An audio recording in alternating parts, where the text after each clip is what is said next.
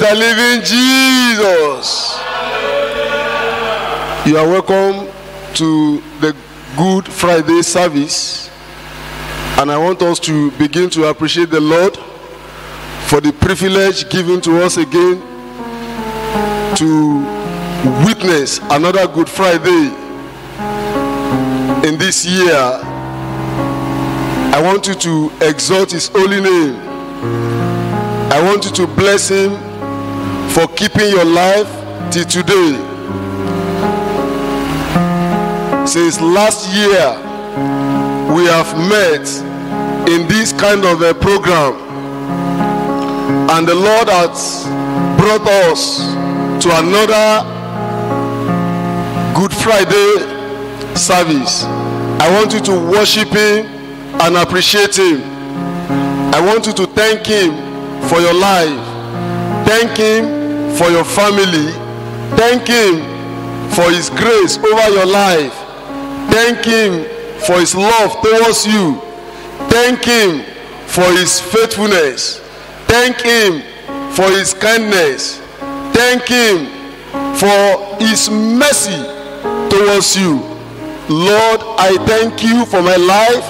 I thank you for my family. I thank you for my ministry. Appreciate him for your work. Appreciate him for your ministry. Appreciate him for everything pertains to your life. Say, Lord, I bless you for this moment. I thank you for making me see another Good Friday. Thank you, Jesus. Appreciate him for his death, for your own salvation, for his death, for my own salvation. Bless his holy name, the one who died for my sins, who died for your sins. We just say, Lord, I thank you. Lord, I thank you. The one who reconciled us back to our Maker. We just say, Lord, I worship you. I thank you because you are my Savior. You are my Savior. I want you to appreciate him. I want you to appreciate him. I want you to appreciate him. I want you to appreciate him. I want you to give him glory. I want you to exalt him. Thank you, Jesus. Lord, I thank you. Lord, I thank you. Lord, I thank you.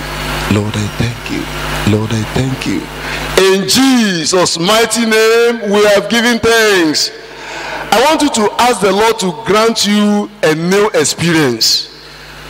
I want to say, Lord Jesus, grant me a new experience, that I may know you more and more, that I may have more understanding about your death concerning my life.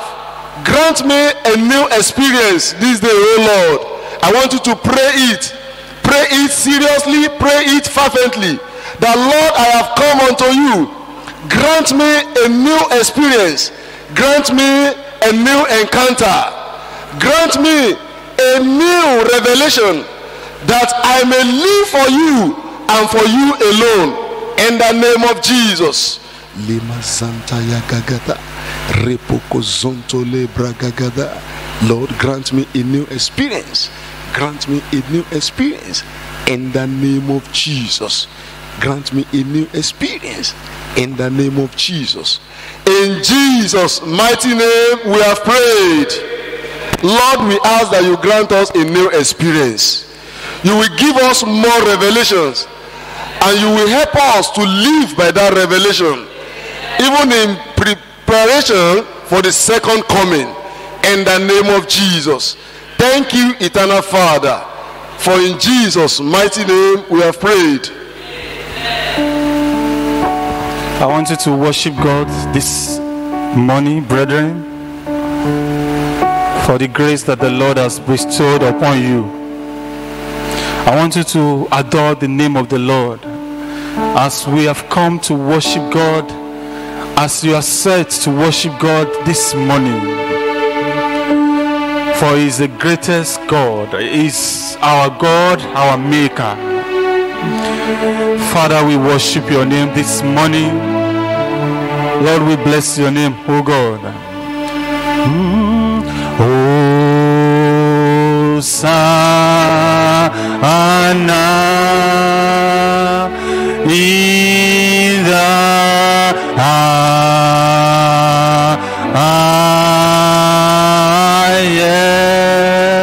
highest. Let the King be lifted high. Hosanna,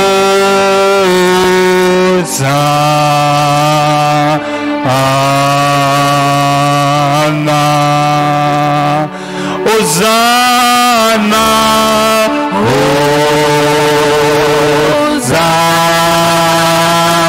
Hosanna. Can you sing in the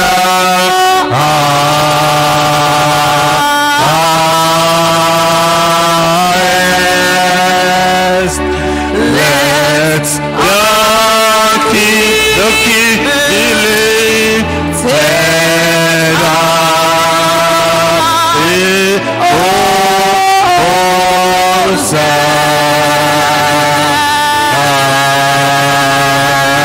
Hosanna, sing Hosanna, Hosanna, oh in the highest.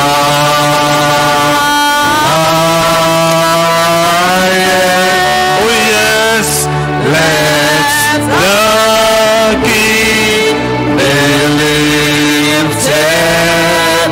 Lord, we lift you high. Lord, we lift you high. Hosanna.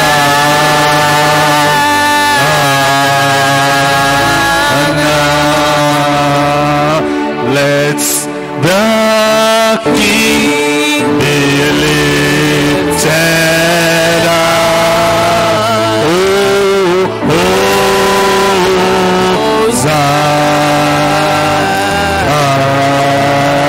Hosanna.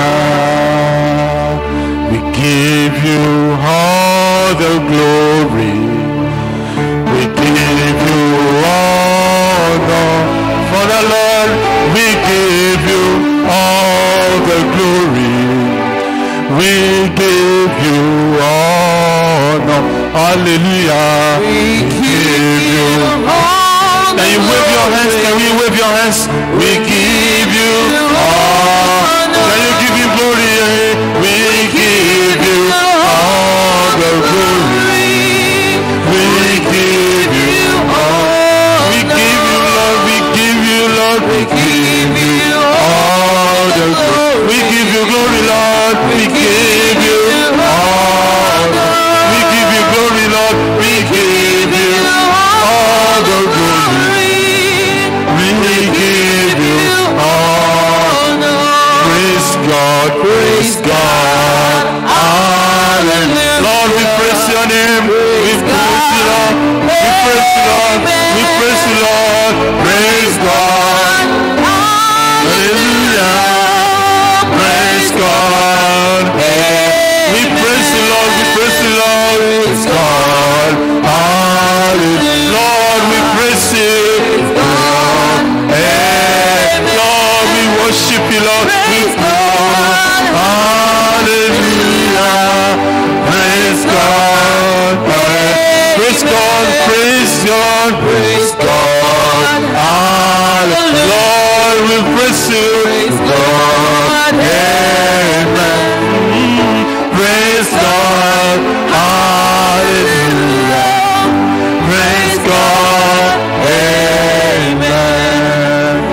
Hallelujah. For the Lord God omnipotent reigneth. Hallelujah. Hallelujah. Praise the Lord. Hallelujah. Hallelujah. For the Lord God omnipotent reigneth. Hallelujah. Hallelujah. Sing hallelujah. Hallelujah. For the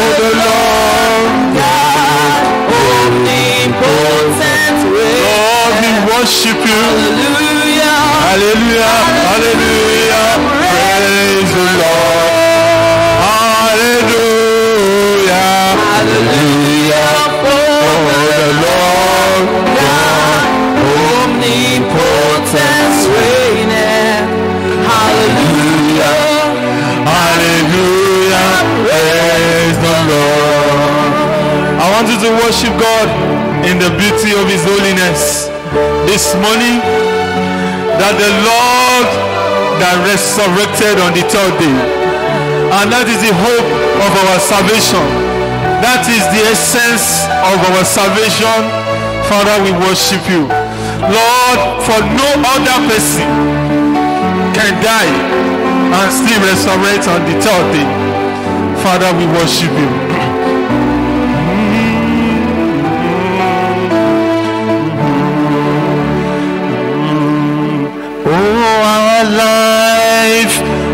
Alive, my Savior is alive, alive forevermore. The sting of death is gone, and now He lives. I have eternal life, says Jesus is alive, alive, alive, alive, alive, sing alive. Oh, my Savior is alive. He is alive forevermore. Oh, God is gone. He lives, and now He lives. I have eternal life. Oh, Jesus is alive. Sing hallelujah, sing hallelujah. Can you wave your hands? Sing hallelujah. Oh yes, my Savior is alive forevermore. Sing hallelujah. Oh yes, sing hallelujah. Oh, my Savior is alive. Sing hallelujah, sing hallelujah, hallelujah, sing hallelujah, hallelujah. My Savior is alive forevermore. Sing hallelujah, hallelujah, sing hallelujah. My Savior is alive. Lord, we worship your name, for you are alive. That song says the sting of death is gone, and Jesus lives, and He lives forevermore. Father, we lift you up. Adonai, we worship you. We worship you, Lord, Son of God. You are so good. You are so good, Almighty God. Oh, hallowed be thy name.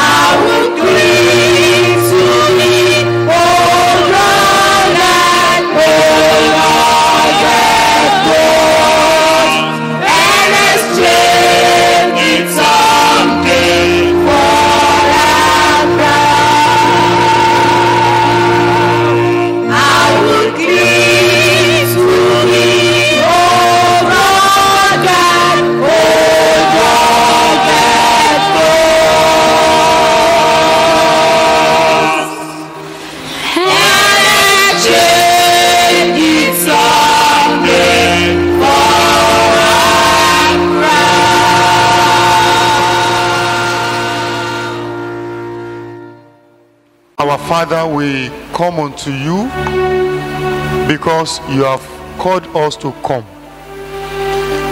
Thank you for the grace you have showered upon our lives to be alive. Thank you for another opportunity to celebrate your suffering, your death on the cross, your burial, and your resurrection.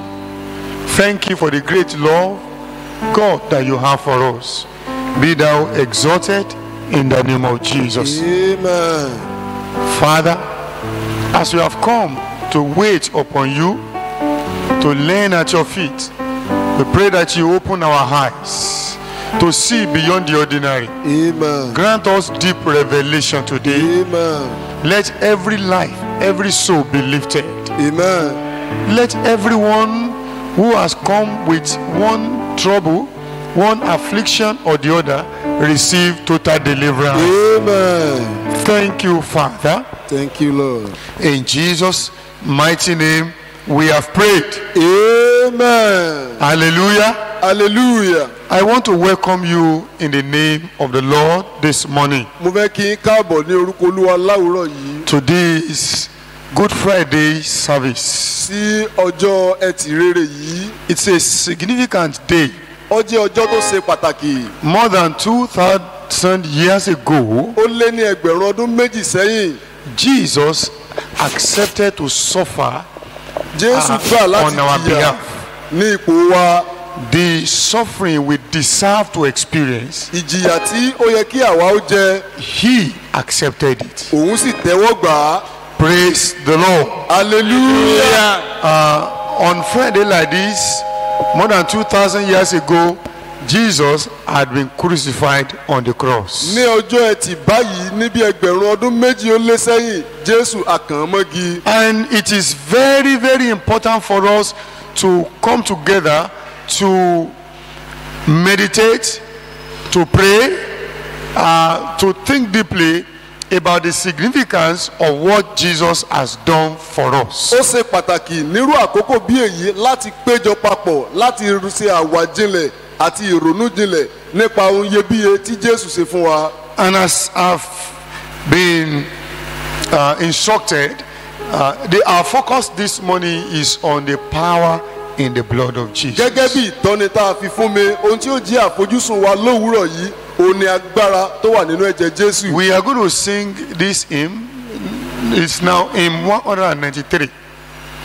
There is power in the blood. There is power in the blood.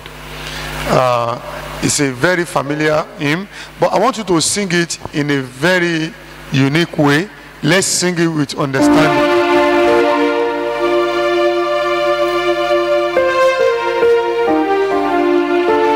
Media people, give us hymn 193. Hymn 193. There is power in the blood. Let people see the screen so that everybody will be able to sing very well. Will you be free from the burden of sin? There's power in the blood, power in the blood. Will you victory win? There's wonderful power in the blood. There is power.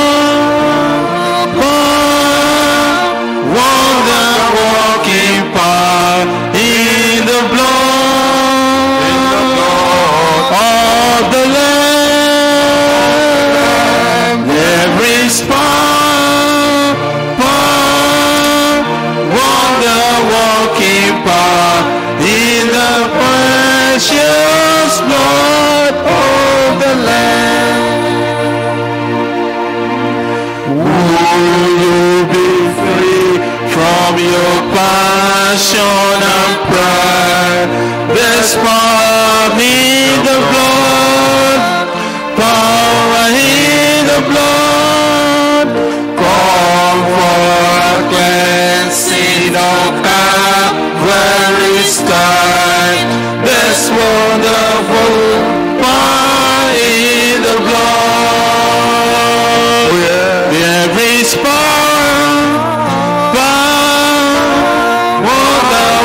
walking power in the blood of the Lamb. There is power, wonder-working power in the precious blood of the Lamb. Will you be whiter, much whiter than snow? There's power in the blood, power in the blood. These things are lost in His life-giving flow. There's wonderful power in the blood. There is power, wonder-working power in the blood of the Lamb. There is power, wonder-working power in the precious blood of the Lamb. Will you do service for Jesus your King? There's power in the blood, power in the blood. Will you live daily His praises to sing? There's wonderful power in the blood. There is power, wonder-working power in the blood of the Lamb. There is power,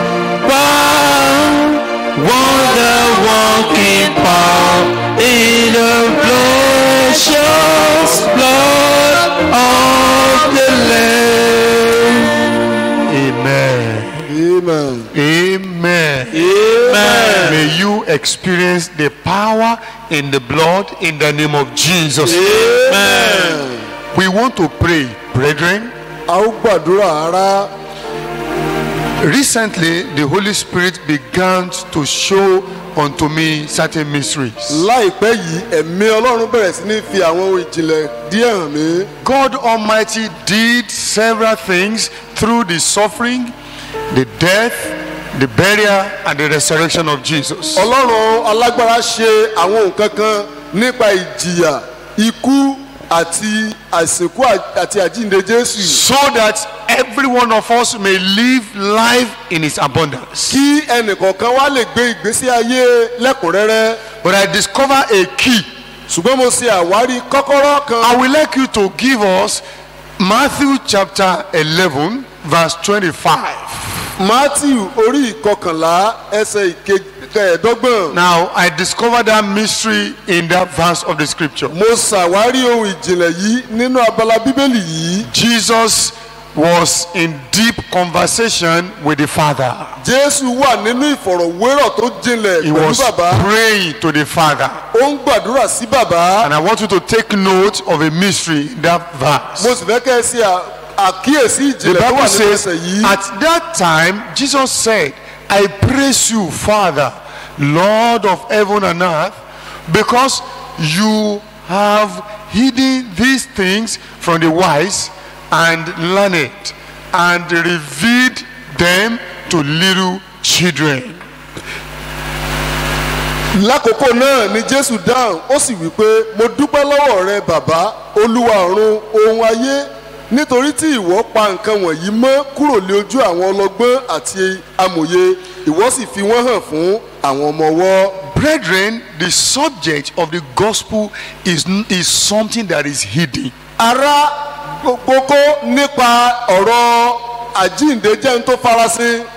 For you to live a complete full life, Kí o tó lè gbé ìgbésí ayé ẹ̀kúnrẹ́rẹ́, you must understand it. o gbọ́dọ̀ nílòye rẹ̀. And if you are going to understand the gospel totally, bí ènìyàn ò bá sì nílòye ìyìn rere pátápátá it must be revealed unto you. a gbọ́dọ̀ ṣe àfihàn rẹ̀ fúnni ní.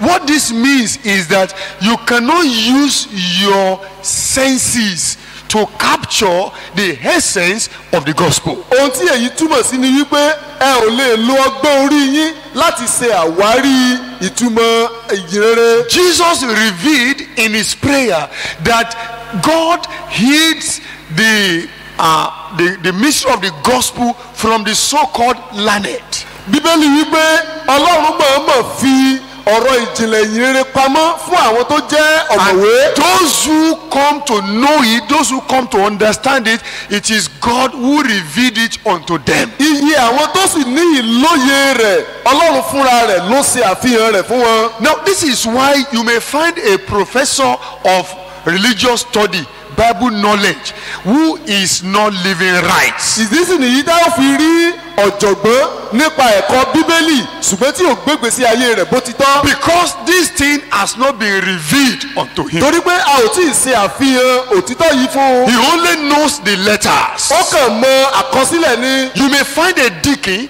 even a pastor, who know the scriptures, but this mystery has not been revealed to. ẹ lè rí díákónì tàbí olùṣọ́ àgùntàn tí ó mọ ìwé mímọ́ ṣùgbọ́n tí kò tí ì ní ìlóye òtítọ́ yìí. This thing is by revelation. ohun kan yìí dá lórí àfihàn. So what Jesus did on the cross, for you to appreciate it, for it to have effect upon your life, it has to be revealed unto you. ohun tí jésù kristi ṣe lórí àgbélébù kẹ́ ẹ tó lè nílòye rẹ̀ kó sì tó lè nípa lórí ayé yín a gbọ́dọ̀ fún yín ní ìṣípayá So rẹ̀ as you ni. want to go into the scriptures this bí a ṣe morning, fẹ́ lọ sínú ìwé mímọ́ lówùúrọ̀ yìí. I will like you wọ́n fẹ́ kẹ́ ẹ gbàdúrà tọkàntọkàn sí olúwa. so that it will not be like before.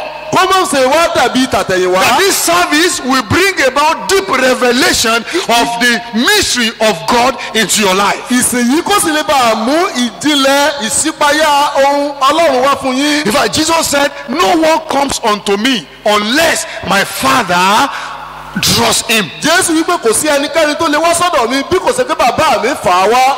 You cannot achieve anything in the kingdom of God unless things are revealed unto you. ẹ ò lè ṣe àṣeyọrí ohunkóhun nínú ìjọba ọlọ́run bí kò bá ṣe pé a fún yín ní The ìṣípayá. kingdom of God operates on revelation. ìjọba ọlọ́run ń ṣiṣẹ́ lórí ìfihàn. That is why in the book of Ephesians chapter 1 verse 17, Apostle Paul was praying for the Ephesian church. He said, I pray for you that God may give you the spirit of wisdom and revelation. ìdí ìtòfi jẹ́ pé nínú ìwé ìfihàn orí kìíní ẹsẹ̀ ìkẹtàdínlógún àpọ̀sọ̀rọ̀ Paul gbàdúrà yìí pé kí bàbá kó fún yín ní ìṣípayá. So if you lack revelation, bí ẹ bá ṣaláì ní ìṣípayá your life will be empty, ayé yín yóò jẹ́ òfìfo. your Christian life will be weak, ìgbésí ayé kìrìsìtẹ́nì yín yóò sì kú ẹ̀tẹ̀. the devil will molest you, èṣù ó sì mọ ṣe ayé níṣekúṣe. the unclean spirit will oppress you, àwọn ẹ̀mí ẹ̀mọ́ yóò mọ jẹ gàba lórí yín. and God doesn't want your life to be like that. ọlọ́run ò sì fẹ́ kí ayé yín rí bí èyí. He wants you to be free and fully free. ó fẹ́ kẹ́ ẹ jẹ òmìnira kẹ́ ẹ sì wà So lómìnira. this morning you are going to pray for your own soul. lówùúrọ̀ yẹn ó gbàdúrà fún ọkàn yín. That, oh God, open the eyes of my heart, olúwa ṣí ọkàn mi payá. the eyes of my sí understanding. ojú ìlóye mi. Open my heart, oh God. olúwa ṣí ọkàn mi. I want to understand the mystery of the blood of Jesus. mo fẹ́ ní ìlóye I want you ẹ̀jẹ̀ to Jésù. rise up on your feet mo fẹ́ now. kẹ́ ẹ dìde lórí ẹsẹ̀ yín. I want you to pray unto God mo fẹ́ kẹ́ ẹ personally. gbàdúrà fún ọlọ́run. Oh Lord, open my eyes, oh olúwa God. ṣí ojú mi. Give me the spirit of wisdom and fi revelation. ẹ̀mí ọgbọ́n àti I want ìṣípayá to fún mi. understand the mystery of the blood you mo shed on fẹ́ the ní cross. ìlóye ìjìnlẹ̀ ẹ̀jẹ̀ I want to tó sílẹ̀ understand lórí the ẹ̀jẹ̀. essence of what you did on the mo cross. fẹ́ ní ìlóye ìtumọ̀ tó ṣe lórí igi I don't àgbélébùú. want to be ignorant, oh Lord. èmi ò fẹ́ gbé lórí ara I don't want mi. to be stupid, Lord. mi ò fẹ́ jẹ́ òmùgọ̀ I olúwa. don't want to be foolish, Lord.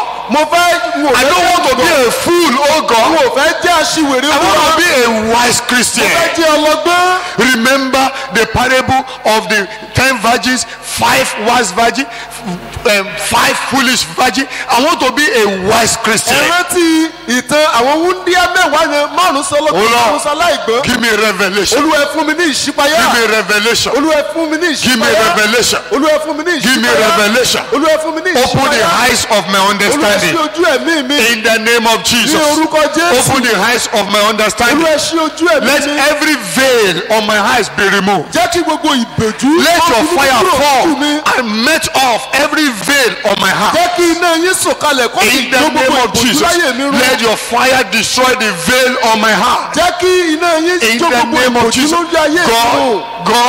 God, let your fire fall and melt off the veil of ignorance of my heart in the name of Olúwa Jesus. jẹ́ kí iná yín sọ̀kalẹ̀ kó sì Enlighten jó my spirit, O Lord. ìbòjú àìlóye Enlighten my kúrò heart, nínú O ayé God. mi. Enlighten my Olúwa heart, O tẹ God. ìmọ́lẹ̀ sí ọkàn mi. Enlighten my heart, O Olúwa God. tẹ ìmọ́lẹ̀ sí ọkàn Enlighten mi. my heart, O God. Olúwa tẹ ìmọ́lẹ̀ sí Enlighten my ọkàn mi. heart, O God. Enlighten my Olúwa heart, tẹ O ìmọ́lẹ̀ sí God. ọkàn mi. In the name of Jesus. Ní orúkọ In Jésù. Jesus' mighty name, we have prayed. Amen. Why do we have problem in the church? Èé ṣe tá a fi ní ìyọnu nínú ìjọ ilé ìjọsìn. Why is it that we cannot actually understand the things of God the same way? Èé ṣe tí a ò fi lóye nǹkan tọlọ́run bákan náà. When we hold church in conference, you see people coming from different angles, different levels of understanding. The reason is level of revelation. Nígbà tá a bá ṣe ìpàdé iṣẹ́ ìjọ, ẹ ó rí onírúurú àwọn ọ̀rọ̀ látẹnu And àwọn this èèyàn. revelation we are talking about is a continuous, is a progressive thing. Ó dálé lórí ìfihàn tí ó sì jẹ́ pé If you have ọmọ ń some lọ ní sẹ́sẹ́ revelation, ní. if you have some revelations in the past, let's say last week, Bẹ́ẹ̀ bá ní ìsìpayá kan ní ọ̀sẹ̀ tó lọ. you cannot settle down and say, yes, thank God I have revelation. Ẹ wá lè jókòó lórí eléyìí pé mo ti ní ìrírí You ìsìpayá must kan. continue to press forward Ẹ tẹ̀síwájú ni to know more of Him. láti tún mọ̀ ọ́ sí. More of Him. Láti mọ̀ ọ́ sí. You cannot know God finish. Ẹ ò lè mọ Ọlọ́run tán. You cannot know the things of God finish. Ẹ ò lè mọ ohun tí ipa ti You Ọlọ́run tán. must continue to know Him. Ẹ ó tẹ̀síwájú láti mọ̀ ọ́ Apostle sí. Paul, after several years, he had labored for God. Lẹ́yìn ọ̀pọ̀lọpọ̀ ìgbà tí àpọ́sítélì Paul In the book of Philippians, he was still praying nínú ìwé Fìlípì bẹ́ẹ̀ ló tún gbàdúrà sí. that I may know Kí Him. èmi kó lè mọ̀ ọ́ sí. That I may know Kí Him. èmi kó lè mọ̀ You ọ́ are sí. going to pray unto God Ẹ this morning gbàdúrà for sí yourself. Ọlọ́run lówùúrọ̀ Oh yìí. Lord, give me deeper revelation Olúwa fún mi ní today. ìṣípayá tó jinlẹ̀ Give me sí. deeper revelation in Olúwa fún mi ní the ìṣípayá tó knowledge of jinlẹ̀ sí you. nípa Give me ọ̀rọ̀ deeper Ọlọ́run. revelation, oh Ẹ God. fún mi ní ìṣípayá tó I jinlẹ̀ refuse sí. to be ignorant, oh God. Mo kọ̀ láti jẹ́ I want to òkè. move further. Mo fẹ́ tẹ̀síwájú. I want to move Mo forward. fẹ́ tẹ̀síwájú. I want to increase Mo fẹ́ pọ̀ sí in revelation. nínú I ìṣípayá. want to increase Mo fẹ́ pọ̀ sí in revelation. nínú I want ìṣípayá. to increase Mo fẹ́ pọ̀ sí in revelation. nínú Open ìṣípayá. my eyes, oh Ẹ God. ṣí ojú mi Olúwa. Strengthen my heart to Olúwa understand.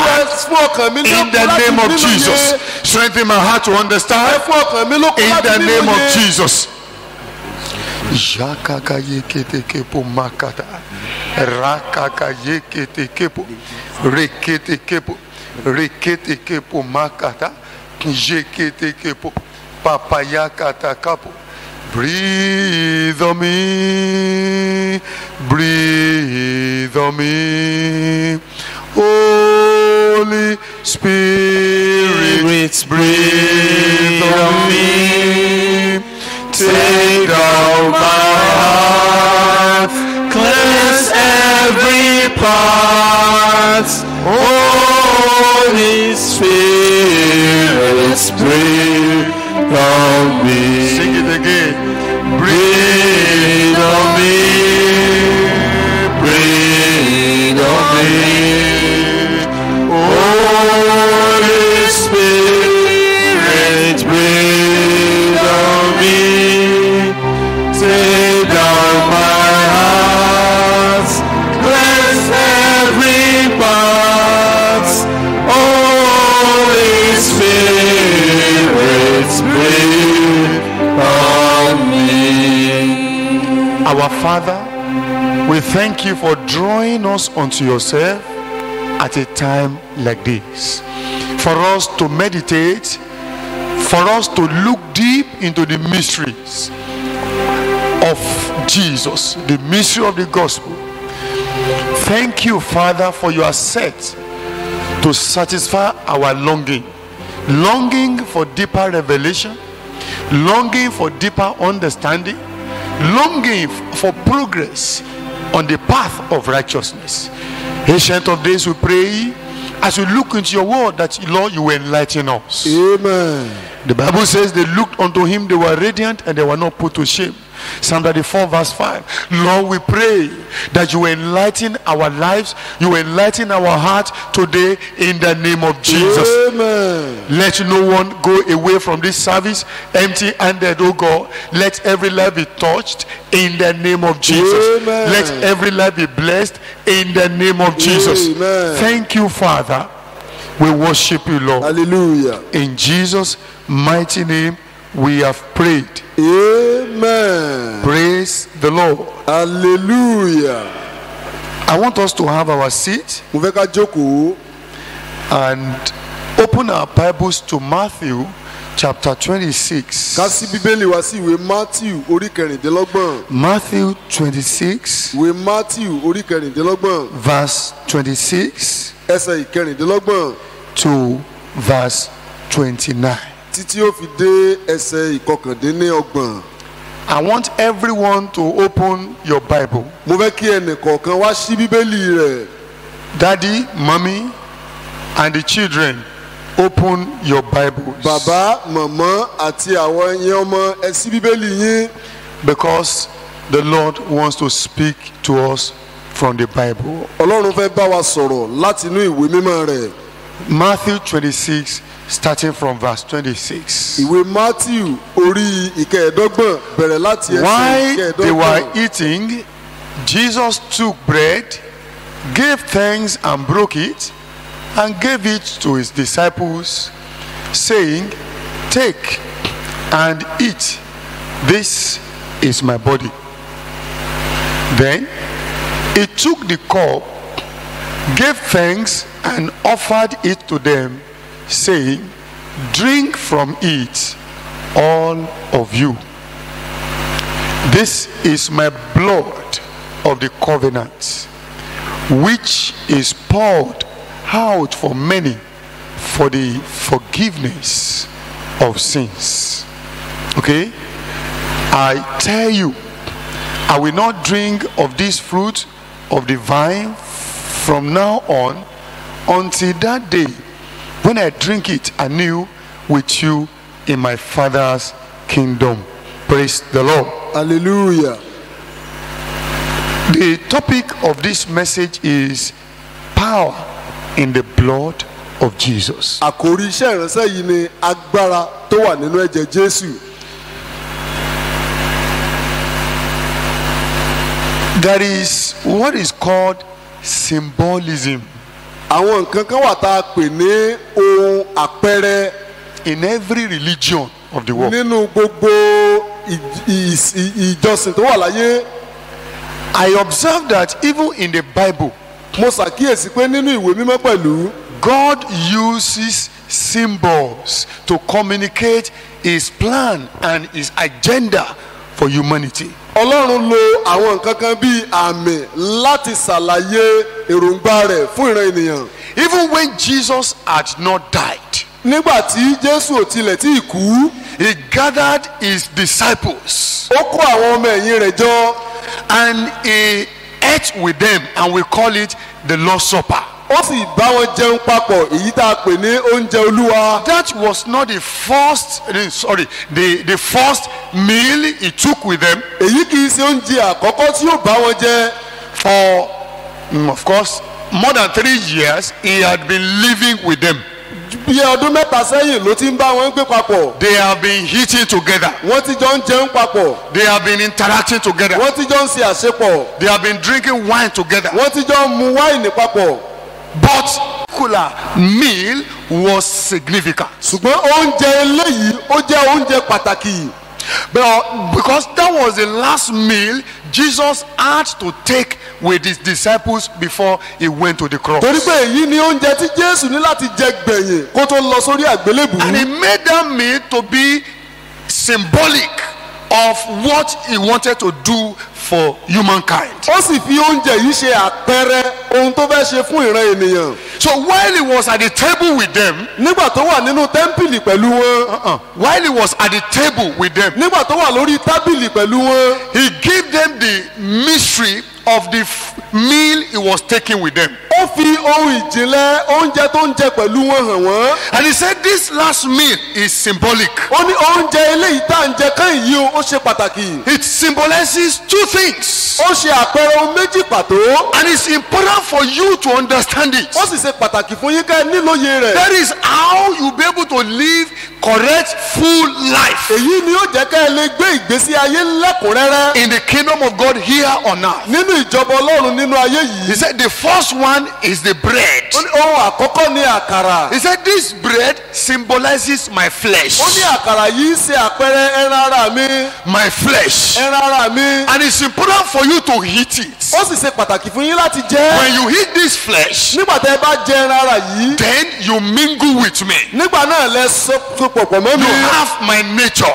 ẹ ní àbùdá mi. Then he brings the wine. ó wá gbé wáìnì He said jáde. this wine ó ní wáìnì yìí. is my blood. ó ní sí ẹ̀jẹ̀ mi. The blood which I use to create, to enter a covenant with humankind. ẹ̀jẹ̀ eléyìí tí mo fi wọ inú májẹ̀mú pẹ̀lú ìran ènìyàn. It is the blood of the new covenant. ó jẹ́ ẹ̀jẹ̀ májẹ̀mú titun. It is the blood that washes sins away. ó jẹ́ ẹ̀jẹ̀ tó ń fọ ẹ̀ṣẹ̀ nù. Hallelujah. hallelujah. That is a great mystery. èyí jẹ́ ohun ìjìnlẹ̀ ńlá. And I want us to come down to really understand it. mo sì fẹ́ kẹ́ ẹ farabalẹ̀ ní ìlóye yìí. Unless you understand the mystery of this blood of Jesus, àyàfi bẹ́ẹ̀ bá nílòye ẹ̀jẹ̀ Jésù yìí. you may not experience a victorious Christian life. ẹ lè má lè ní ìrírí ìgbésí ayé aṣẹ́gun ti kìrìsìtẹ́nì. Andrew Murray, one time American gospeler, Andrew Murray ọ̀kan lára àwọn ajíhìnrere ilẹ̀ Amẹ́ríkà nígbà kan rí. he said one thing. ó sọ nǹkan kan. He said, of all the glorious things that the blood means, pé nínú gbogbo nǹkan ológo tí ẹ̀jẹ̀ ṣe ìtumọ̀ rẹ̀. this is one of the most glorious. èyí jẹ́ ọ̀kan lára àwọn ohun tó lógo jù. His blood is the sign, ẹ̀jẹ̀ rẹ̀ jẹ́ àmì. the measure, ó jẹ́ òdiwọ̀n. yes, the impartation of his love. ó sì jẹ́ ìfikúnni ìfẹ́ rẹ̀. Hallelujah. hallelujah. The blood of Jesus is the proof and the evidence of the love that God had for the world. ẹ̀jẹ̀ Jésù jẹ́ ẹ̀rí àti ìfihàn ìfẹ́ Ọlọ́run bàbá. The blood of Jesus is the core of the love that God has for humanity. ẹ̀jẹ̀ Jésù gan ni àárín gbogbo ìfẹ́ tí Ọlọ́run ní fún ìran So ènìyàn. while Jesus was presenting his blood unto the early disciples, nígbà tí Jésù ń ṣe fi ẹ̀jẹ̀ rẹ̀ hàn àwọn ọmọ ẹ̀yìn he àkọ́kọ́. was showing them the proof of his love for humanity. ó ń fi ẹ̀rí ìfẹ́ rẹ̀ sí ìran ènìyàn hàn. And when the matter comes to the issue of the blood, nígbà tí ọ̀rọ̀ náà wá débi ọ̀rọ̀ ẹ̀jẹ̀. they don't take it lightly in the spirit realm, wọn kì í fi irú nǹkan bẹ́ẹ̀ ṣeré nínú ẹ̀mí. because the blood has very deep implication in the spirit realm. nítorí pé ọ̀rọ̀ nípa ẹ̀jẹ̀ ní í ṣe pẹ̀lú nǹkan tó jinlẹ̀ gidi nípa ẹ̀mí. In the occult world, they don't joke with blood. nínú àwọn ẹlẹ́gbẹ́ òkùnkùn wọn kì í fi ẹ̀jẹ̀ ṣeré. The herbalists don't joke with the blood, àwọn babaláwo kì í fi ọ̀rọ̀ ẹ̀jẹ̀ ṣeré. because blood is very powerful in the spirit realm. torí pé ẹ̀jẹ̀ lágbára nínú ẹ̀mí lọ́hùn-ún. The blood is a very powerful phenomenon in the spirit realm. ẹ̀jẹ̀ jẹ́ nǹkan tó ṣe pàtàkì jù nínú ìjọba wọn And that lọ́hùn-ún. is why when God was about to save the entire humanity, what he brought was the blood of Jesus. èyí ló sì fi jẹ́ pé nígbà tí Ọlọ́run fúnra rẹ̀ fẹ́ ṣe ìràpadà ìran ènìyàn ohun tó lò ní ọ̀rọ̀ ẹ̀jẹ̀ yìí. He said, this is my blood, ó ní èyí ni ẹ̀jẹ̀ mi. the blood of the new covenant, ẹ̀jẹ̀ májẹ̀mú titun. that I shed èyí tí mo ta sílẹ̀ for the remission fún ìmúkúrò of sins. ẹ̀ṣẹ̀. This is very, very deep. èyí mọ̀ jinlẹ̀ púpọ̀ o. The Lord give us understanding in the name of Jesus. amen. I want to share with you about four mysteries about the blood of mo Jesus. fẹ́ pé àwọn ohun ìjìnlẹ̀ mẹ́rin nípa ọ̀rọ̀ ẹ̀jẹ̀ yìí hàn wá. And your understanding of these things will transform your life for ìlóye good in the name of ohun Jesus. yìí yóò mú kí ayé yín kó gba àyípadà fún rere. The blood of Jesus carries the power of redemption. Ẹ̀jẹ̀ Jésù ó ń gbé agbára ìràpadà wá. The power to redeem human soul. Agbára láti ra ọkàn ènìyàn padà. When Adam and Eve fell to the deception of Satan in the garden, Nígbà tí Ádámù àti Éfà ṣubú sínú ẹ̀tàn èṣù nínú ọgbà Ídẹ́nì. the meaning of this was that Adam sold the entire humanity unto Satan. Ìtumọ̀ èyí ni wípé Ádámù ta gbogbo ìran ènìyàn fún Sátánì. And Satan became the Lord of mankind. Sátánì wá di olúwa gbogbo ìran ènìyàn. So Satan could molest, Sátánì lè ṣèyàn he yébéyébé. could oppress, Ó lè tẹrí èèyàn bá. he could suppress, Ó lè tẹ̀yàn he could mọ́lẹ̀. embarrass Ó lè fìyàn ṣẹ̀sín. any human being in the world. Gbogbo irú ènìyàn yòówù nínú ayé.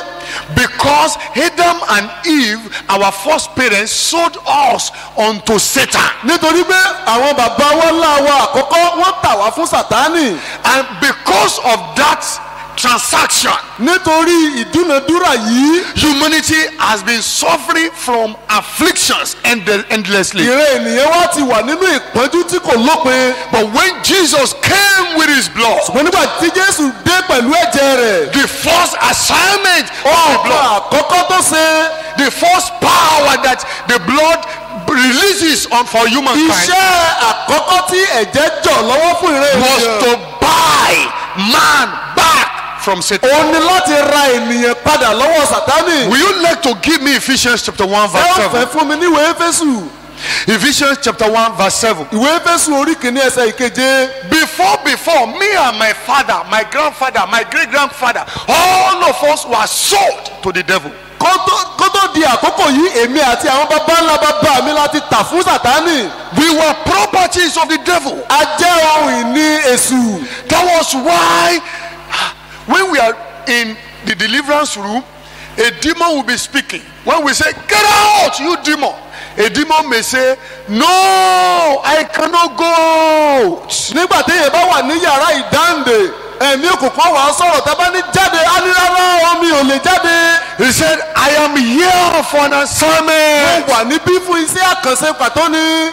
His father said, gave me the assignment to be in this place. Bàbá ńlá rẹ̀ ló fún mi ní iṣẹ́ yìí láti ṣe. The demon may even mention the 4th generation father Ẹ̀mí òkùnkùn yìí tiẹ̀ tún lè dákọ̀ bàbá ńlá ìran that kẹrin. sold 4 generations of their children unto the devil. Tó ti ta ìran kẹrin ìran wọn fún èṣù. That is an African experience. Èyí ni ìrírí adúláwọ̀. Do you know that Adam and Eve, what they did basically was that they sold us to the devil? Ǹjẹ́ mọ̀ wípé ohun kan tí Ádámù àti Éfà ṣe ní pàtó ni pé wọ́n tà wá fún èṣù. So let people read Ephesians 1:7. Kí àwọn ènìyàn ó ka Éfésù orí kìíní The Bible says, "In him we have what?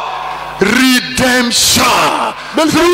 Through what? Through his blood. Nínú rẹ̀ la ní ìràpadà nípa ẹ̀jẹ̀ rẹ̀. What is this redemption?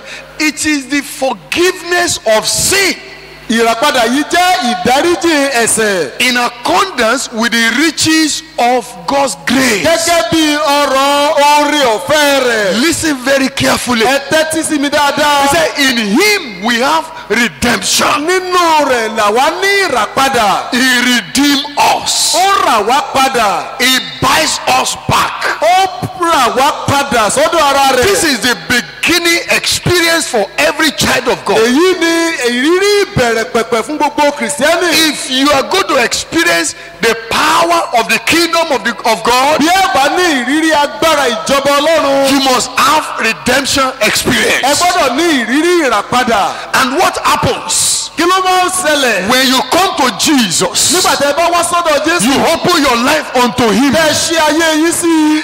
What Jesus will first introduce to your life is his blood. Ohun tí Jésù ọ̀kọ̀ọ̀kan jọ̀ lọ́wọ́ sínú ayé yín ni ẹ̀jẹ̀ And this rẹ̀. blood will cleanse you. Ẹ̀jẹ̀ yìí yóò sì wẹ̀ yín nù. It will wash you clean. Yóò fọ̀ yín mọ́ tónítóní. Because every wrong thing you do, Ohun gbogbo àwọn àṣìṣe tẹ́ ẹ ti ṣe, every sin you commit gbogbo àwọn ẹ̀ṣẹ̀ tẹ́ ẹ ti dá, is in your life. ó wà nínú ayé yín. It has covered your life. Ó ti bu ayé yín mọ́lẹ̀. It has made your life to look dirty. Ó ti jẹ́ kí ayé yín dọ̀tí. Spiritually, you are wretched. Nínú ẹ̀mí akúrẹ̀tẹ̀ pátápátá ni yín.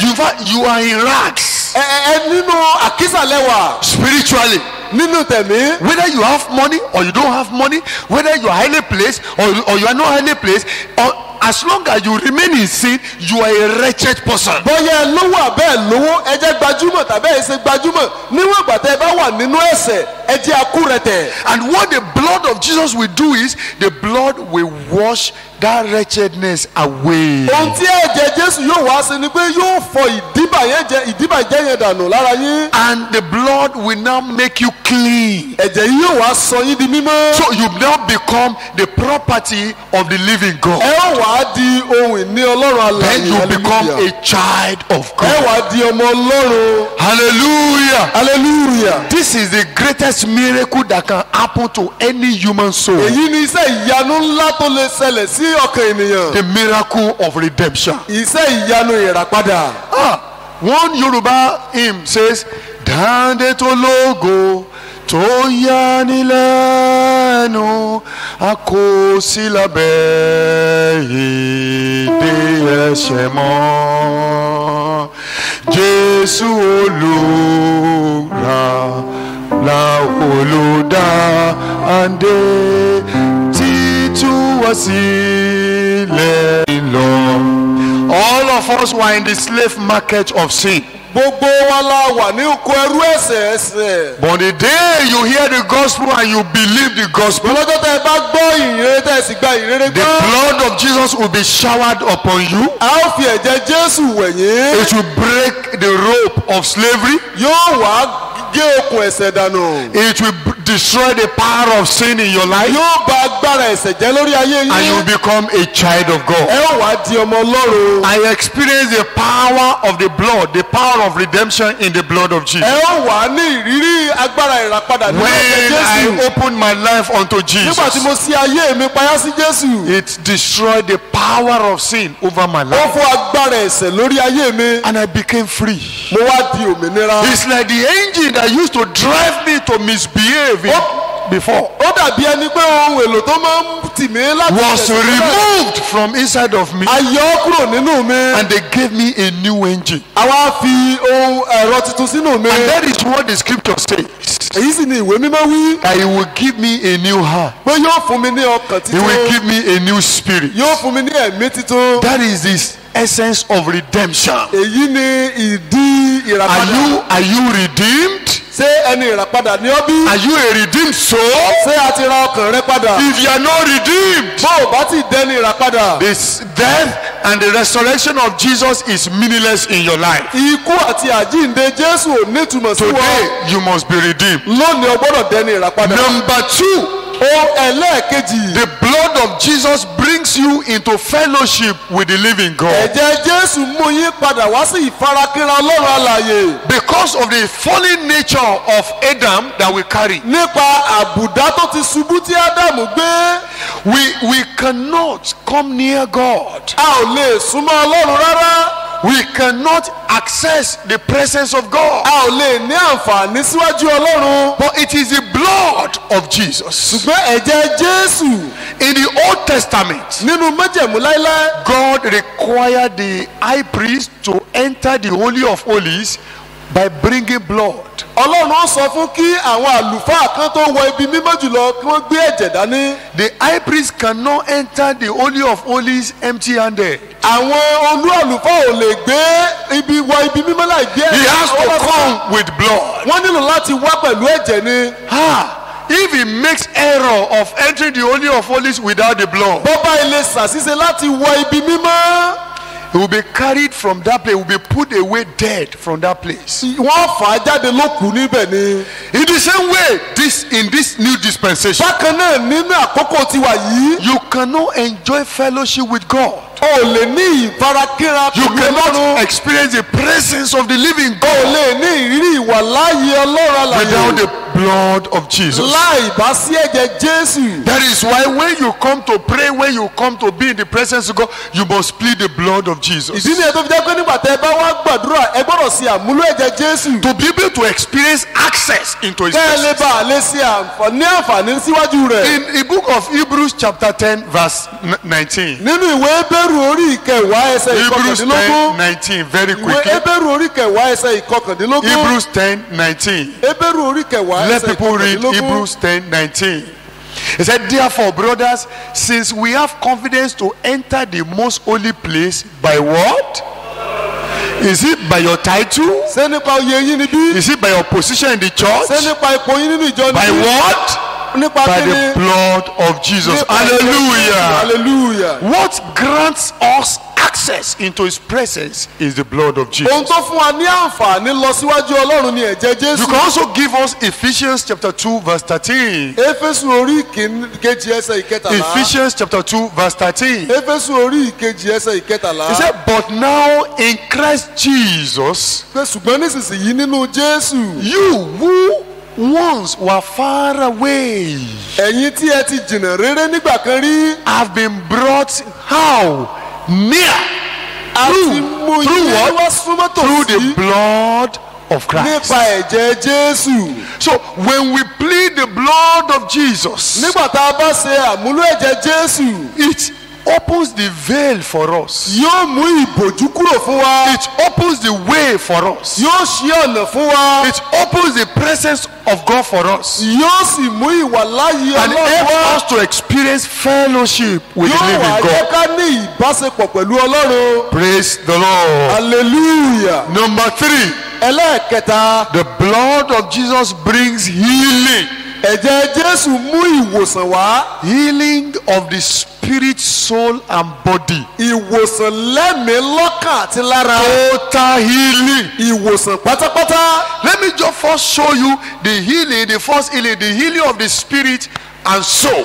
ìwòsàn tẹ̀mí àti tọkàn. Give me Hebrews chapter 9 verse 14. ìwé Hébérù orí kẹsàn-án ẹsẹ̀ ìkẹrìnlá. Hebrews 9:14. Hébérù orí kẹsàn-án ẹsẹ̀ The ìkẹrìnlá. blood of Jesus is able to cleanse you. It says, saying, Hebrews 9:14. Hébérù orí kẹsàn-án ẹsẹ̀ ìkẹrìnlá. He said, how much more then will the blood of Christ, who through the eternal spirit offered himself unblemished to God, cleanse what? Are we sleeping? Cleanse what? Cleanse our consciences from acts that lead to death, so that we may serve the living God. Hallelujah. hallelujah. Now, the blood of Jesus cleanses our consciences. ẹ̀jẹ̀ Jésù ó ń fọ ẹ̀rí ọkàn wa mọ́. And our consciences actually refers to our inner being, àwọn ẹ̀rí ọkàn wa sì túkọ̀ tọ́ka our sí spirit man, ìṣẹ̀dá ti inú wa. our spirit man, ìṣẹ̀dá inú wa. our soul.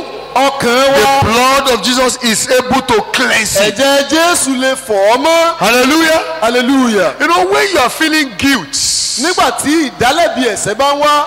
when you are filled with malice and bitterness, tí ẹ bá kún fún ìkorò ọkàn àti it is inside your life ó wà nínú ayé yín. that thing is happening. ó ní nǹkan yẹn ti ń And ṣẹlẹ̀. it is like sickness, ó wá dàbí àìsàn. bitterness, ìkorò ọkàn, malice, anger. ìbínú. They are sickness in the inner man. ó jẹ́ àìsàn ti inú. And what can cure it is the blood of ohun tó sì Jesus. lè wò ó sàn ní ẹ̀jẹ̀ Jésù. When you repent, the blood of Jesus will flush it away. bẹ́ ẹ bá ronúpìwàdà ẹ̀ṣẹ̀ Jésù yóò fọ́ kúrò. And also the physical body. àgọ́ ara ilé ìta àwọn Isaiah afojú rí. 53 verse 5. ìwé Àìsáyà orí ìkẹtàléní àádọ́ta ẹsẹ̀ The karùn-ún. gospel of Jesus according to prophet Isaiah. Oh my God. The gospel of Jesus according to prophet Isaiah. ìyìn rere Jésù nípa wòlíì Àìsáyà. Chapter 53 verse 5. ẹsẹ̀ ìkẹtàléní Hear what àádọ́ta the ẹsẹ̀. Bible says. He said, but he was pierced for our transgressions, he was crushed for our iniquities. The punishment that brought us peace was upon him, and by his wounds, what happens to us? We are healed. Hallelujah. We are healed. Shout hallelujah. Hallelujah. By his wounds, Nípa iná rẹ̀, we are healed. ó la mú wa lára dá. I experienced this power of healing Mo ní ìrírí agbára ìwòsàn yìí in the year 2013. ní ọdún 2013. Healing, I got my deliverance from malaria. Mo gba ìdáǹdè mi lọ́wọ́ àìsàn This ibà. is where the Holy Ghost took me to Níbí yìí ni ẹ̀mí mímọ́ mú mi lọ. and revealed to me what Jesus has done for me many thousands Ó years sì ṣe ago. àfihàn fún mi ohun tí Jésù ti ṣe ní ọdún púpọ̀ sẹ́yìn. That by his wounds Pé nípa iná rẹ̀, I am healed. òun la ṣe mú mi lára dá. Say it to yourself, by his Ẹ wounds sọ pé nípa ọgbẹ́ rẹ̀, I am healed. mo gba ìmúláradá. Amen. Amen. Amen. Amen. The Amen. blood of Jesus is powerful. Ẹ̀jẹ̀ Jésù mọ̀ ní agbára púpọ̀ It o. brings healing. Ó máa ń mú And when you ìwòsàn catch wá. the revelation, Nígbà tẹ́ ẹ bá ṣe àbámu ìṣípayá yìí, I'm not talking about the knowledge of the mind of the brain. èmi ò sọ nípa gbọ́ torí o. I am talking about the revelation in your spirit. Mò ń sọ nípa ìfihàn nínú ẹ̀mí You yín. will continue to experience the power that is in the blood of Ẹ ó Jesus. tẹ̀síwájú láti máa ní ìrírí agbára tó wà nínú Number Jésù. 4, Ẹlẹ́ẹ̀kẹrin ẹ̀wẹ̀. there is protection in the blood of Jesus. Ààbò wà nínú ẹ̀jẹ̀ Jésù. Protection through the blood of Jesus. Ààbò wà láti pasẹ̀ ẹ̀jẹ̀ Jésù. Even in the Old Testament in Egypt, Kódà nínú májẹ̀mú láéláé ní ilẹ̀ Íjíbítì. God warned Moses and he said, I am sending the angel of destruction across the land of Egypt. Ask the children of Israel to put the blood of animal on their lintel. Ọlọ́run kìlọ̀ fún Mósè yìí pé wọ́n ra áńgẹ́lì apanirun sí orílẹ̀-èdè Íjíbítì ṣùgbọ́n sọ fún àwọn ọmọ Ísírẹ́lì kán fi ẹ̀jẹ̀ ọ̀dọ́ àgùntàn sórí ilé wọn. Exodus chapter 12 verse 13. Ìwé Ẹ́kísódù orí kejìlá ẹsẹ̀ kẹtàlá. Exodus chapter 12 verse 13. Ìwé Ẹ́kísódù orí And kejìlá God ẹsẹ̀ said, kẹtàlá. when I see the blood, Ọlọ́run ní nígbà tí mo bá rí ẹ̀jẹ̀. ayaya, he said the blood will be a sign for you on the houses where you are. And when I see the blood, Ẹ̀jẹ̀ yìí yóò jẹ́ àmì fún mi. I will Nígbà pass tí mo bá rí, over you. n ó sì ré yín kọjá. no destructive plague will touch you when I strike Yóò sí Egypt. àjàkálẹ̀ àrùn apanirun kankan tí yóò gbọ́dọ̀ yín nígbà tí mo bá forí Even at Íjíbítì mọ́lẹ̀. present, as the plague of COVID-19 is all over the world, Kódà ní àkókò yìí tí àjàkálẹ̀ àrùn COVID-19 the blood of Jesus is able to protect you. ẹ̀jẹ̀ Jésù lágbára láti The blood of Jesus is able to preserve you ẹ̀jẹ̀ Jésù lágbára láti from pamọ́ all infection in the name of Jesus. àrùn kárùn lórúkọ Olúwa. And so when we be praying, you will pray very seriously. Nígbà táwọn bá máa gbàdúrà ẹ ó gbàdúrà dáadáa. I want you to believe in the efficacy of the blood of Mo fẹ́ Jesus. kẹ́ ẹ gbàgbọ́ nínú ìmúyẹ́yẹ́ agbára ẹ̀jẹ̀ náà. Because this power is real in the Torí blood pé of Jesus. agbára yìí dájú nínú ẹ̀jẹ̀ rẹ̀. It's able to protect you. Ó lágbára láti dáàbò bò There yín. was a problem. There was a time I had problem with witches. Ìgbà kan wà tí mo níyọnu pẹ̀lú àjẹ́. The witches, they were people in the church. Oh. Àwọn àjẹ́ àwọn gan náà jẹ́ ènìyàn tó máa ń wà nínú ìjọ. They were in the church. Wọ́n wà nínú ìjọ. I was not a pastor. Mi kì í ṣe olùṣọ́ I was àgùntàn. only a Sunday school teacher Mo kàn jẹ́ olùkọ́ ilé ẹ̀kọ́ jẹ́ ìsinmi ni. and a BSFite. Mo sì jẹ́ ọmọ akẹ́kọ̀ọ́ onígbàgbọ́. At that time, there were issues and the Baptist Church, Baptist Church Council. Nígbà yìí èdè àìyedè wà láàrin àwọn akẹ́kọ̀ọ́ ìmọ̀ ìjọ onítẹ̀bọmi àti ìjọ gan lápapọ̀. The church in general had problem with our speaking in tongues. Ìjọ lápapọ̀ níyọnu pẹ̀lú ìfèdèfọ́wá. They had problem with night vigil. Wọ́n níyọnu pẹ̀lú ìṣọ́òru. They had problem with praying loud. Wọ́n níyọnu pẹ̀lú ká máa gbàdúrà sókè. They had problem with pleading of the blood of Wọ́n tún Jesus. níyọnu pẹ̀lú ká tiẹ̀ mọ sàmúlò ẹ̀jẹ̀ Jésù gan. I was in school, so I will come home every weekend. Mo wà nílé ìwé ṣùgbọ́n mo máa ń wálé lópin ọ̀sẹ̀. Somebody very close to me came to me and said, Ṣẹ́gun, be careful. Ẹnìkan tó súnmọ́ mi wá gbọ́ sọ́dọ̀ mi oníṣègùn ṣọ́ra rẹ. The witches have warned me to warn you Àwọn àjẹ́ ti sọ fún mi pé kí n kìlọ̀ fún ọ that they will deal with you. pé àwọn bá ọ wí. I didn't take it serious. N ò fọwọ́ tó tọ́ mú. witches are real. àwọn àjẹ́ wọ́n wà o. So I think a week after, níbẹ̀ yìí bí ọ̀sẹ̀ kan síwájú. I continue to live my own life, to do my own thing in èmi kàn ń gbádùn the ayé church. tèmi lọ bó ṣe wù mí ni. So I mean about a week or 2 weeks after bóyá bí ọ̀sẹ̀ kan àbọ̀sẹ̀ méjì. I've returned back to school, lẹ́yìn ìgbà tí mo ti lọ sílé ìwé. and I had a revelation. mo wá rí ìran kan. Suddenly somebody appeared to me in my dream. ẹnìkan wá farahàn mi lójú oorun mi. I said, Shegun, we have come now ó ní Ṣẹ́gun àti dé báyìí to deal with you. láti bá ọ wí. That person covered her face, ẹnìyẹn faṣọ bójú rẹ̀. but I recognized the figure of the person ṣùgbọ́n mo dá ẹnìyẹn mọ̀ in my local church. nínú ìjọ agbègbè wa. I thought this person was the only one. mo rò pé ẹnì yìí nìkan ni. In that dream, as I became conscious in that dream, bí mo ṣe wá ní ìmọ̀lára nínú because ẹ̀mí in yẹn. that dream they woke me up in the dream.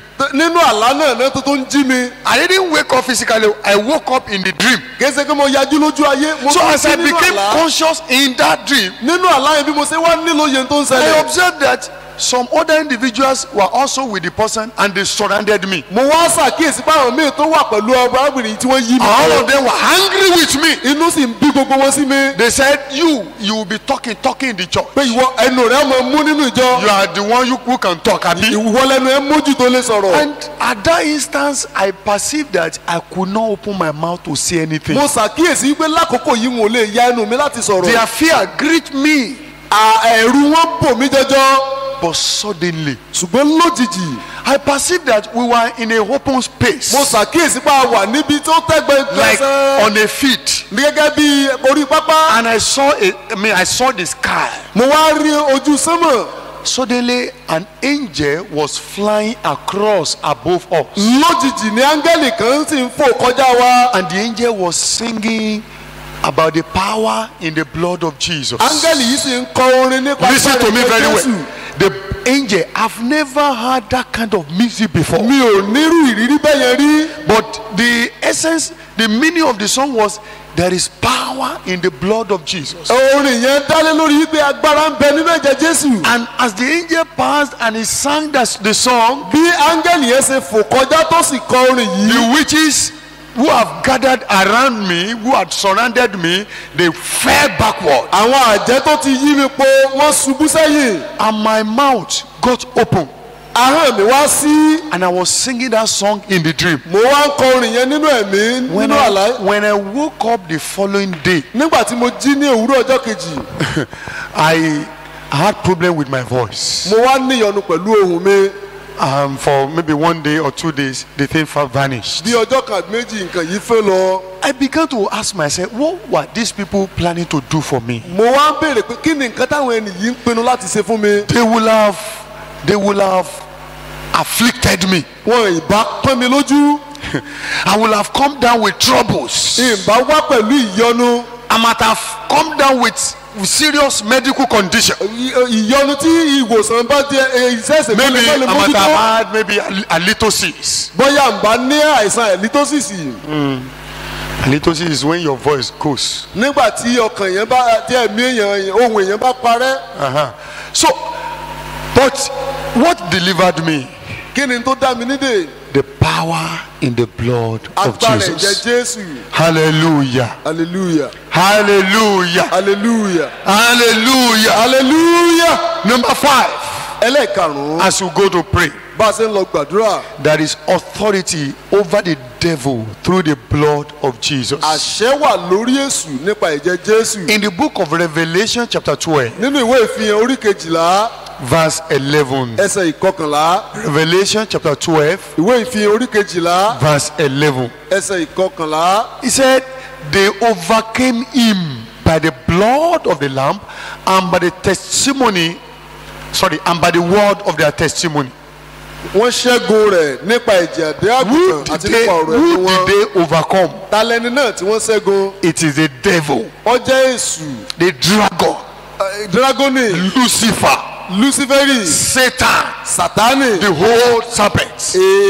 ejobu He has many names. ó ní ọ̀pọ̀lọpọ̀ orúkọ. My brother, my sister, arákùnrin arábìnrin mi. you have no reason to be afraid of the devil ẹ ò ní ìdí láti bẹ̀rù èṣù o. because God has made provision for your victory. torí pé ọlọ́run ti ṣètò. Hallelujah. hallelujah. There is power in the blood of agbára wà Jesus. nínú ẹ̀jẹ̀ Jésù. And so it is your responsibility to tap the power in the blood of Jesus. ọjọ́ ojúṣe yín láti wá There sopọ̀ is mẹ́jẹ̀ Jésù. power mighty in the blood, in the blood. There is power mighty in the blood, in the blood. There is power Mighty in the blood of Jesus Christ. There is power mighty in the blood, in the blood. There is Sing it with conviction. Sing it like someone who had received the revelation of the power in the blood of Jesus. There is power mighty in the blood. In the blood, there is power mighty in the blood of Jesus Christ. There is power mighty in the blood, in the blood. There is power mighty In the blood, in the blood. There is power mighty In the blood, There is power mighty in the blood of Jesus Christ.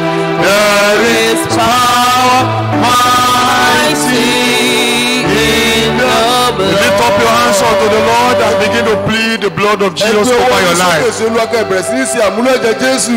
Begin to plead the blood of Jesus over your life. ẹ bẹ̀rẹ̀ sí ní ṣe àmúlò ẹ̀jẹ̀ Jésù As sórí ayé someone who has gotten revelation about the power in the blood of tó ti Jesus. ní ìṣípayá nípa ẹ̀jẹ̀ Jésù. Jakata kapo yekete kepo. Rakata kapo yekete kepo. I plead the blood of Jesus. The blood of Jesus over my spirit, my soul, my body. The blood of Jesus. The blood of Jesus. ẹ̀jẹ̀ Jésù. The blood of Jesus. ẹ̀jẹ̀ Jésù. You sickness in my body. ìwọ ìsàn lágọ̀ọ́ I ara mi. flush you away by the blood of ó wẹ̀ Jesus. ọ́ pẹ̀lú ẹ̀jẹ̀ Jésù. You weakness of my soul. ìwọ ìkúrẹ̀ ti ọkàn mi. I flush you away by the blood of ọ̀ọ́nù Jesus. pẹ̀lú ẹ̀jẹ̀ Jésù. You affliction of the devil in my ìwọ family. ìpọ́njú yìí lágọ̀ọ́ ara mi. You affliction of the devil in my body. ìwọ ìpọ́njú yìí lágọ̀ọ́ You ara mi. affliction of the devil in my ìwọ career. ìpọ́njú èṣù lórí iṣẹ́ You mi. affliction of the devil over my ìwọ destiny. ìpọ́njú èṣù lórí I àjùmọ̀ mi. terminate you by the blood of mo fi Jesus. òpin sí ọ nípa I ẹ̀jẹ̀ Jésù. destroy you by the blood of mo bà ọ́ Jesus. jẹ́ nípa ẹ̀jẹ̀ Jésù. You evil influence over my ìwọ destiny. ipá ibi búburú yìí I lórí cancel you by the blood of mo fi Jesus. ẹ̀jẹ̀ Jésù pa ọ́ I rẹ́. take my freedom by the blood of Jesus. mo gba I òmìnira secure mi. my liberty by the blood of Jesus. mo gba òmìnira mi nípa ẹ̀jẹ̀ Jésù. Yekete kepo makata. Rakata kapo yekete. Rakata kapo yekete kepo. Rekete kepo makata. Jekete kepo. I plead the blood of Jesus. I plead the blood of Jesus. I plead the blood of Jesus. I plead the blood of Jesus. I plead the blood of Jesus. I plead the blood. Continue to plead the blood of Jesus personally. síwájú láti mọ sàmúlò Plead ẹ̀jẹ̀ the blood of Jésù. Jesus over your own life. ẹ ṣe àmúlò ẹ̀jẹ̀ Plead the Jésù blood of lórí Jesus yín. over your ẹ̀jẹ̀ children. Jésù sórí àwọn ọmọ yín. Plead the blood of Jesus over your siblings. Plead the blood of Jesus even over your parents. ẹ̀jẹ̀ Jésù sórí àwọn Plead the blood of Jesus over everything concerning you. ẹ̀jẹ̀ Jésù Plead the blood of Jesus. Expel the power of the blood. ẹ̀sìn àmúlò Expel ẹ̀jẹ̀ the yìí. manifestation and the demonstration of the power in the blood. ẹ̀sìn àmúlò àti ìfarahàn As you are pleading the blood, as you are pleading the blood of bẹ́sẹ̀ Jesus, lu ẹ̀jẹ̀ Jésù yìí express His power in your life. ẹ máa retí Express His power. His power is flowing. ẹ máa retí His power is flowing. His power is flowing. His power is agbára rẹ̀ ń flowing. sàn jáde His power is flowing. agbára rẹ̀ ń His sàn power jáde is flowing. agbára rẹ̀ ń His sàn power jáde is flowing. agbára rẹ̀ ń sàn The jáde blood of Jesus. ẹ̀jẹ̀ The Jésù blood of Jesus. ẹ̀jẹ̀ Jésù Shakatakapoyekete. But I come against every affliction in my body. mo dojú kọ gbogbo ìpèníjà Every tó wà lára affliction mi from my head to my gbogbo toes. ìpọ́njú látòrí mi dé àtẹ́lẹsẹ̀ mi Every problem I have in my body. gbogbo ìdààmú tí mo Every lágbára problem I mi have in my bones. gbogbo ìdààmú tí mo Every ní problem I have in my blood. gbogbo ìdààmú tí mo ní Every lẹ́jẹ̀ problem mi I have in my body. gbogbo ìdààmú tí mo ní I lágbára flush you mi away by the blood of mo fọ̀ yí Jesus. dànù pẹ̀lú I ẹ̀jẹ̀ receive my healing now. mo gba òmìnira I receive my deliverance mo gba now. ìdáǹdè mi báyìí In the name of Jesus. lórúkọ I Jésù receive my deliverance mo gba now. ìdáǹdè mi báyìí In the name of Jesus. lórúkọ I Jésù receive my deliverance mo gba now. ìdáǹdè mi báyìí In the name of Jesus. lórúkọ Jésù Jekete kapo makata kata kapo. Jekete kepo makata kapo. You invisible spirit that is doing evil in my family. wọ ẹ̀mí àìrí tó ń dá ibi sílẹ̀ nínú ìdílé mi I cast you out by the blood of mo lé yín Jesus. jáde nípa ẹ̀jẹ̀ I Jésù cover my room with the blood of Jesus. mo fi ẹ̀jẹ̀ Jésù I bo cover my living room with the blood of mo fi Jesus. ẹ̀jẹ̀ Jésù bo I cover our kitchen with the blood of Jesus. wa mo fi ẹ̀jẹ̀ Jésù bo I cover the dining room with the blood of mo fi Jesus. ẹ̀jẹ̀ Jésù bo I ìyàrá cover our ìjọba entire premises with the blood of gbogbo Jesus. agbègbè wa mo fi The ẹ̀jẹ̀ Jésù blood bo of Jesus. ẹ̀jẹ̀ No Jésù infection will come near our yóò dwelling. sí ohun àìmọ́kan tí No yóò sún mọ́ infection mi will come near my life. yóò sún ohun àìmọ́kan No tí yóò sún infection will come near my body. yóò sún àìmọ́kan tí I yóò sún plead the mọ́ ara blood mi of Jesus. mo fi àmúlò ẹ̀jẹ̀ Brethren, Jésù use the blood of ará Jesus. ẹ̀sìn àmúlò ẹ̀jẹ̀ There Jésù is power in the blood of agbára ń Jesus. bẹ nínú ẹ̀jẹ̀ Jésù The blood of Jesus. ẹ̀jẹ̀ Jésù I soak my life in the blood of mo Jesus. yí ara mi sínú ẹ̀jẹ̀ I Jésù dip myself in the blood of Jesus. mo sún ara mi sínú ẹ̀jẹ̀ The Jésù blood of Jesus. ẹ̀jẹ̀ Jésù The blood of Jesus. ẹ̀jẹ̀ Jésù The blood of Jesus. ẹ̀jẹ̀ Jésù In Jesus' name we have prayed. amen. I pray for you this morning. Every force of darkness, every work of the devil, any mark that has been placed upon you for evil, any manifestation of evil in your life, I destroy it by the blood of Jesus. Amen. By the blood of Jesus, receive your deliverance now.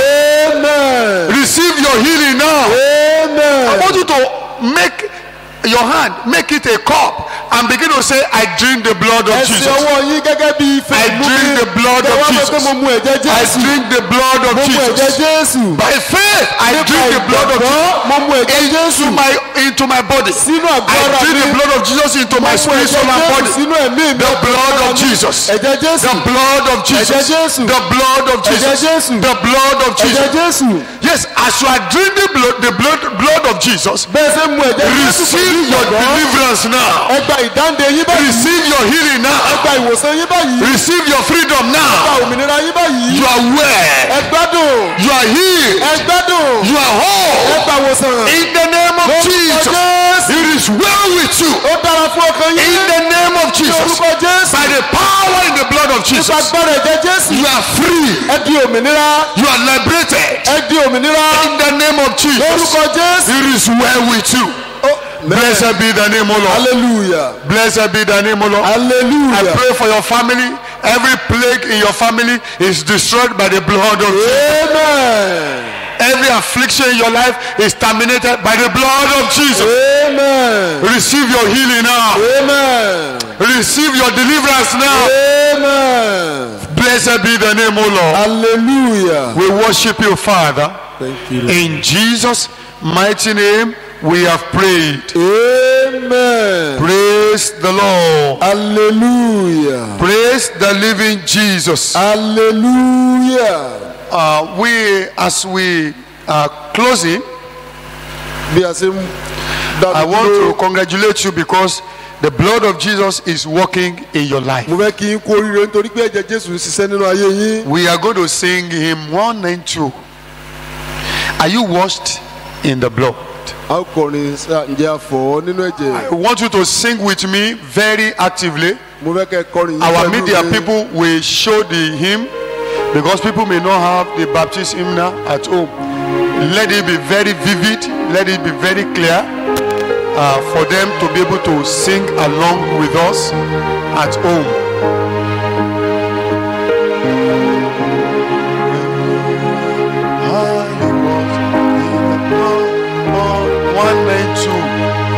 Have you been to Jesus for that cleansing power? Are you washed in the blood of the Lord? Are you fully trusting in His grace this hour? Are you washed in the blood of the Lord? Are you washed? Are you washed in the blood? In the soul cleansing blood of the Lord, are your garments spotless and white as snow? Are you washed in the blood of the Lord? Stanza 2. Are you washed by the Savior's side? Are you washed in the blood of the Lord? Do you rest each moment in the crucified? Are you washed in the blood of the Lord? Are you washed? Are you washed in the blood? In the soul cleansing blood of the Lord. Are your garments spotless and white as snow? Are you washed in the blood of the Lord? Stanza 3. When the bridegroom cometh, will your robes be white? Are you washed in the blood of the Lord? Will your soul be ready for the martial's bride? Are you washed in the blood of the Lord? Are you washed? Are you washed in the blood? In the soul cleansing blood of the Lord. Are your garments spotless and white as snow? Are you washed in the blood of the Lord? Lay aside the garment that has stained with sin, and be washed in the blood of the Lord. There's a fountain flowing for the soul of me. Oh, be washed in the blood of the Lord. You washed, are you washed in the blood? In the soul cleansing blood of the Lord. Are your garments spotless and white as snow? Are you washed in the blood of the Lamb? Amen. amen. The washing in the blood of Jesus is a daily experience. wíwẹ̀ nínú ẹ̀jẹ̀ jésù jẹ́ ìrírí ojoojúmọ́. I want to encourage you, as from today, that on a regular basis, be consciously washing in the blood of the Lamb. mo fẹ́ gbà yín níyànjú pé láti òní lọ ní ojoojúmọ́ ni kẹ́ ẹ máa ṣe àmúlò ẹ̀jẹ̀ Turn jésù. away from every sin. ẹ yí kúrò nínú gbogbo ẹ̀ṣẹ̀. And the blood of Jesus will release its power in your life in the name of Jesus. ẹ̀jẹ̀ jésù yóò sì jọ agbára rẹ̀ lọ́wọ́ sínú ayé yìí. Brethren, we want to close now.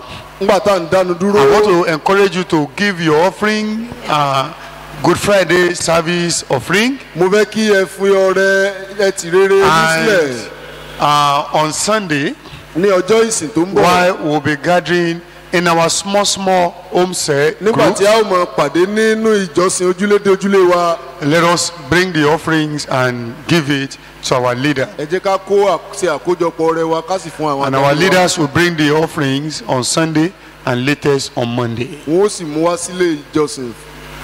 Brethren, don't say because we don't come to church, you just be living any way you like. ara ẹ̀ mọ̀ sọ pé torí pé ò wá sílé ìjọsìn ẹ̀ ó mọ gbégbèsè Let us continually walk with the Lord. ẹ jẹ́ ká tẹ̀síwájú láti máa bá Olúwa rìn. We do not know when the trumpet shall sound. àmọ́ ìgbà tí wọ́n ó fọn fèrè látọ̀run. Let us anticipate the coming of the Lord and live accordingly. ẹ jẹ́ ká ní ìpòǹgbẹ It shall be ìpadàbọ̀ well ká sì gbé with níbàámu every pẹ̀lú one rẹ̀. of us in Jesus' name. Amen. We appreciate all our brethren in Germany, in India, South Africa, in the US, in the UK. The hand of the Lord will be upon you Amen. and will keep you away from evil. Amen. The blood of Jesus will answer for you every day. Amen.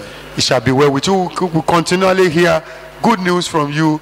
You continually hear good news from us in Jesus' name. Amen. Praise the Lord. Hallelujah. Shall we rise up as we pray? Father, we thank you greatly because you have revealed to us this special provision you have given to us in Christ Jesus, by which we'll be able to live life in its fullness.